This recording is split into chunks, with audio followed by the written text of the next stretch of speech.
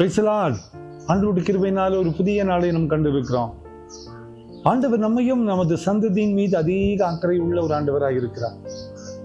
இஸ்ரவேல் ஜனங்கள் ஆண்டவர் அழைத்த போது ஆண்டவர் ஆபிரகாமையும் ஈசாக்கையும் யாக்கோபையும் மட்டுமல்ல, அவர் சந்ததியவே நினைவு கூர்ந்த ஒரு ஆண்டவர்.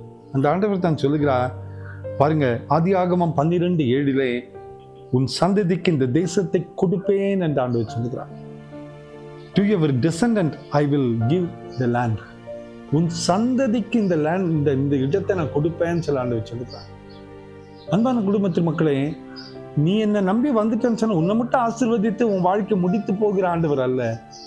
நீ என்னை நம்பி வந்தேன்னா உன்னை ஆசீர்வதிப்போடு மாத்திரமல்ல, உன் சந்ததிக்கும் அந்த ஆசீர்வாதத்தை வைப்பேன் என்று ஆண்டவர் சொல்லுகிறார். அதே போலதான் ஆபிரகாம் அழைப்பை ஏற்று வந்ததுனால அவனுடைய சந்ததி இந்த நாள் வரை நினைவு கூறப்பட்டு கொண்டிருக்கிறது. இஸ்ரவேல் தேசத்தை ஒருத்தரும் ஒன்றும் பண்ண முடியல.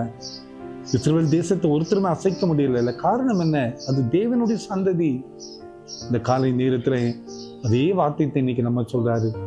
ஒரு நாள் ஆபிரகாம் என்னை நம்பி வந்தா, ஒரு நாள் யாக்கோபு என்னை தேடினா, ஒரு நாள் ஈசாக்கினுடைய வார்த்தை கீழ்ப்படிந்தா, அவனுடைய சந்ததியை அப்படியே நான் ஆசீர்வதித்தேன்.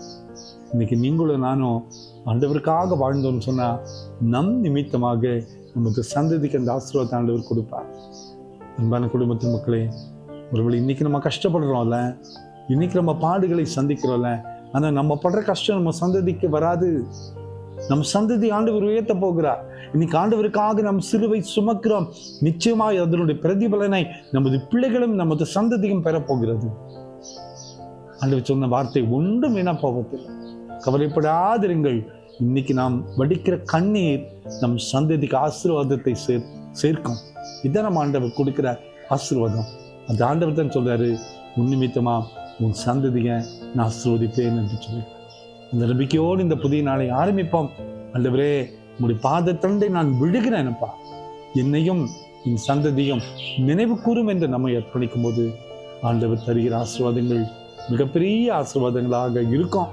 இந்த அனுபவிக்க போறோம். இந்த நம்பிக்கையோடு ஆண்டவருடைய சமூகத்திலே நம்மை ஒப்பு கொடுப்போம். ஜெபம் பண்ணலாமா? கிருபை நிறைந்த எங்கள் நல்ல ஆண்டவரே, இந்த காலை நேரத்துல நீர் எங்களோடு கூட இருப்பதற்காக உம்மை துதிக்கிறப்பா. ஆமாண்டவரே, உங்களுடைய சந்ததியை ஆசீர்வதிப்பேன் என்று சொன்னீரே.